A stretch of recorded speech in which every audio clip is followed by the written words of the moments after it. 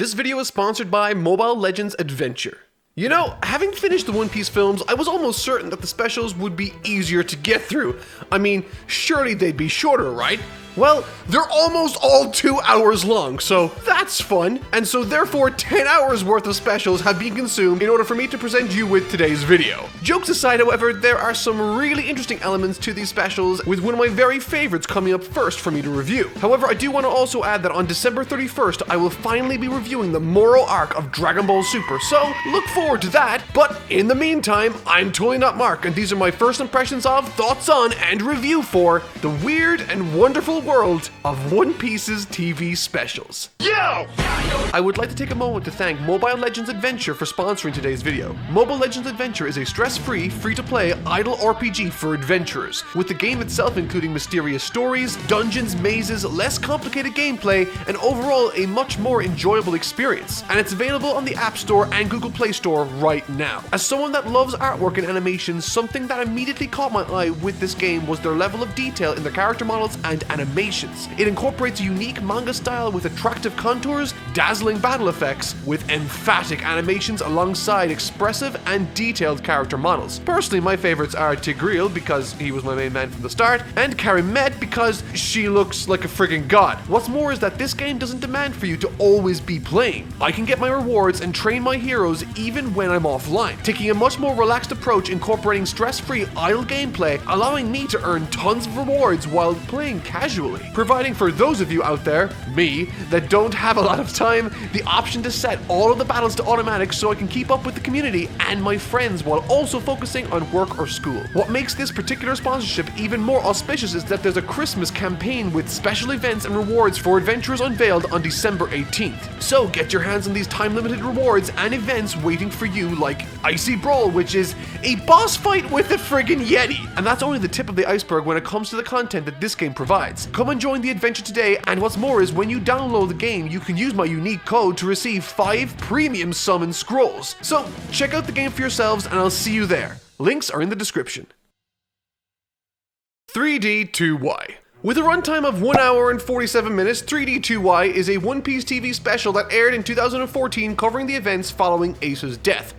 Spoilers, by the way. The first 14 minutes of this special recaps the events leading up to the time skip in the manga. However, unlike the manga itself, this ultimately covers what happened during a small missing chunk of that time while Luffy was training his new abilities. Right from the get-go, this is exactly the sort of material I am looking for out of a TV special, to fill in some gaps within One Piece's already extensive timeline in a fun and imaginative way. So right off the bat, I am on board with the direction of this special. Because of this, I can immediately identify where this particular story is in the timeline and where Luffy's mindset currently is. And this special takes full advantage of that. I also enjoy that the focus of Luffy's training is to get stronger so as to protect his friends. And through the natural means of incorporating the Boa Hancock character and her sisters, it acts as a surprisingly fitting substitute for Luffy's Straw Hat family in this regard. Within this story, he is essentially fighting to save them. Essentially, and in a nutshell, the training that Luffy undergoes within this particular section of the story is the impetus for this particular story's narrative. Boa Hancock, still infatuated by Luffy, wants to make sure that he's perfectly taken care of, and so entrusts her sisters and her subordinates in giving Luffy everything that she thinks he needs, including food, clothes, and all sorts of stuff. However, in the process of doing so, they get taken captive by the big bad of this special, Mr. World. And essentially the whole plot is then a rescue mission on behalf of Luffy and Boa in saving them from this big bad guy with the big cannon. What's more is that characters like Buggy the Clown are used to tremendous effect in this story, also to alleviate tension and to focus on the comedic relief. I've always been a fan of Buggy, from his design to his lying Weasley personality. And this gimmick Oda gave him of being a warlord of the sea with his adoring crew was a stroke of genius in my opinion. With that specific dynamic being on full display in the special in ways the manga I don't think made full use of just yet. Though the manga is still unfinished, and let's be honest, Buggy is like a cockroach. You could blow up the entire world and he'd find some way of coming back unscathed. In various scenes and fights during this particular special, his character is on full display with comedy, quick wit, and not so quick wit, and honestly some genuinely brave moments on behalf of Buggy also, which was honestly something I wasn't expecting and one of the highlights for me for sure. There was also a fight between Boa Hancock and this old science lady that is so unabashedly there purely for fan service. I honestly don't know what to say other than it exists. Boa Hancock gets kinda naked, and the old lady drinks this serum to make her young and somehow makes her clothes grow and her glasses shrink. Moving on. I think this film does a fantastic job of not just including interesting characters, but also giving them reason to be there, both from a dramatic standpoint and a narrative one. Something I always found tiresome regarding a lot of the older One Piece films was that they would oftentimes feel like singular, isolated distractions completely separate from the main plot. No ties to any past events in any meaningful way usually.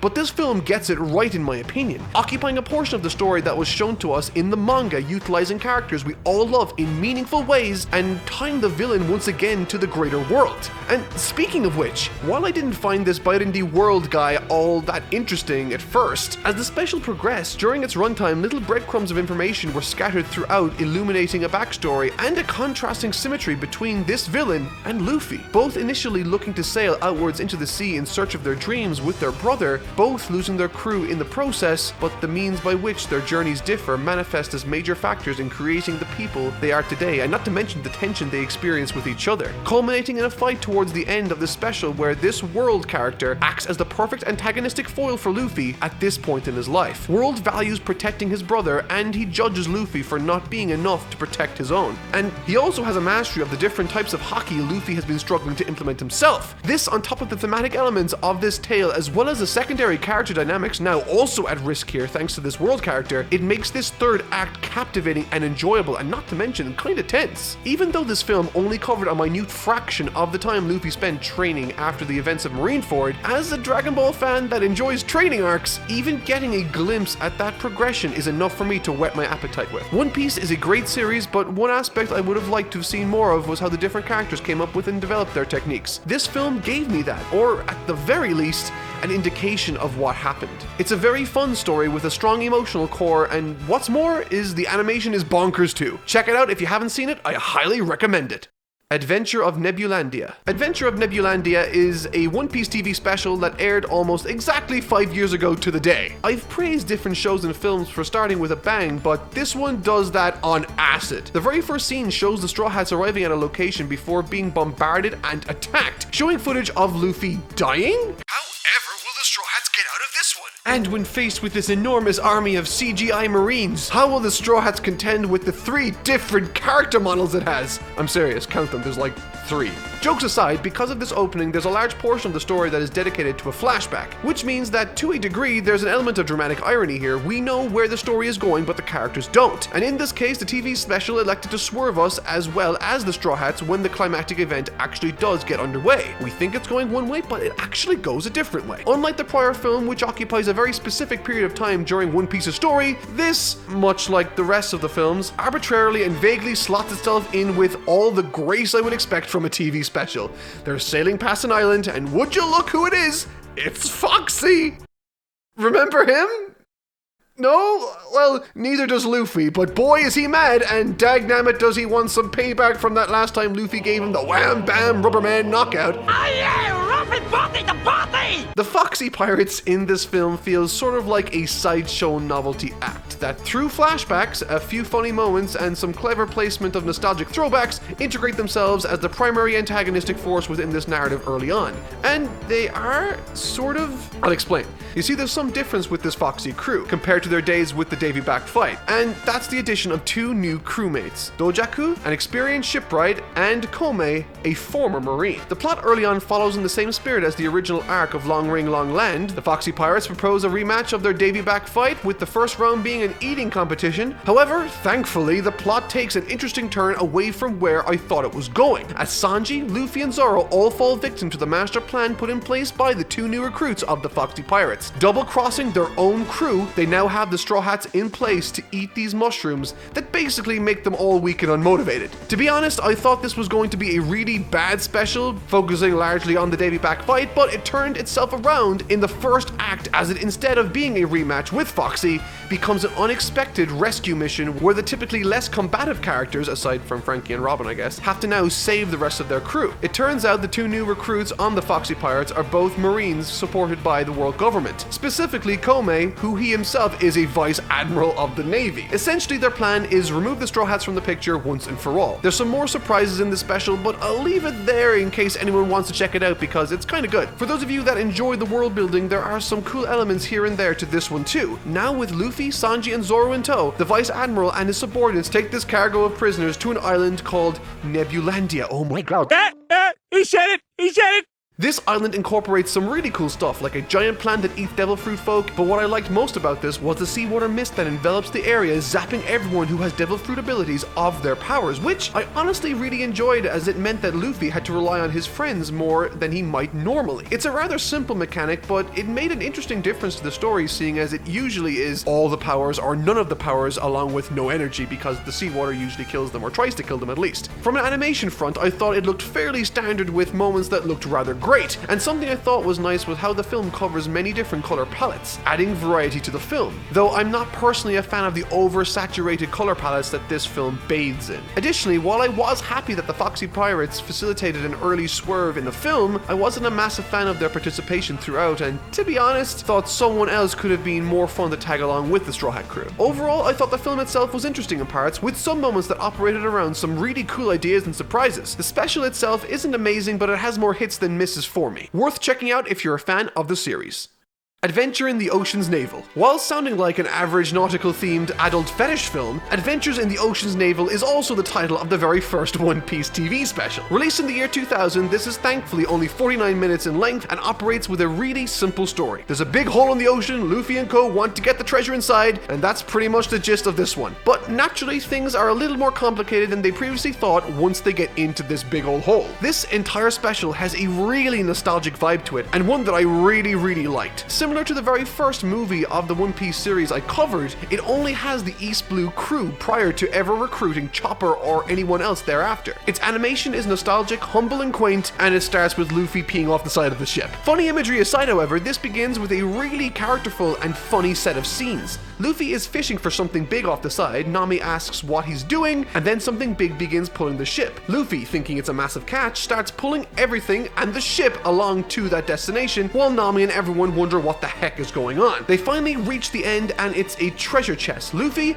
immeasurably disappointed, throws the chest away, citing that it tasted awful, prompting Nami to then jump into the water after it, getting angry at Luffy for throwing it away. I loved this interaction because it only works if you understand these characters. It's simple, but it's entertaining character writing. It's compelling. The chest itself leads Nami, Usopp, and Sanji down into the depths below in search of a treasure. And just when I thought we were getting away from this discovering a new island trope in every one of these standalone films, what do we get? In the depths of the ocean, another island! I actually really like the vibe in this story. It's easily the funniest out of all of them that I've seen so far, has a great sense of exploration and discovery while having a strong focus on character. Everything that happens in it happens as a result of who these characters are. How do they find this location? Luffy and Nami being Luffy and Nami. How do they get down there? Luffy and Usopp. How do they survive and get discovered? Sanji, Usopp, and Zoro all contributing in their own unique way that only makes sense if they do it. This is compelling writing 101, and while the plot is simple, it very much is a story I can get behind and enjoy, specifically because I'm a fan of the series. The second half of the story, however, is a slightly more traditional One Piece special, in that they identify a big bad and get to know the local inhabitants and their struggles before helping them thereafter. There's scary, spooky skeleton zombie men pirates, talking bats, and a plot involving this young boy that's quite emotionally rich too, considering the time spent on the actual topic. By the time I reached the end, this felt like all the best parts of Thriller Bark meets the intro sequence of Fishman Island crossed with Indiana Jones. It's fun, the action isn't as strong as the new more flashy films or specials, but the passion put into the writing for this one is clear. It's a wonderful fun romp that isn't too long and offers more bang for its buck than most of these specials could even hope to incorporate. I'm a huge fan of this one. Check it out. Episode of Sabo. If any of you out there someday decide to tackle all of the One Piece TV specials like I did, you will no doubt come into contact quite quickly with the likes of what I call the episode of series. There are 6 One Piece TV specials affectionately titled the episode of Nami, Luffy, the East Blue, the Mary, Skypia, and in this case, Sabo. Every one of these details previously told stories in miniature, sort of like a speedrun of a particular arc. Episode of Nami details the Arlon Park arc, episode of Skypiea and East Blue obviously cover their respective arcs, and episode of Mary covers the Water 7 and Enies Lobby arcs. However, episode of Luffy and episode of Sabo, while covering previously released storylines like Luffy's origin and Sabo's overall participation in the Dressrosa arc, they also do so in tandem with new material, which is what I will be doing today with episode of Sabo. I won't be covering episode of Luffy simply because I'm exhausted and that special was aggressively mediocre. However, episode of Sabo is at the very least something I found enjoyable while also shedding light once again on pockets of time we weren't present for with Sabo as he works his way up to revealing himself to Luffy at the Coliseum in Dressrosa. Once again, this is exactly what I am looking for in a TV special. Well,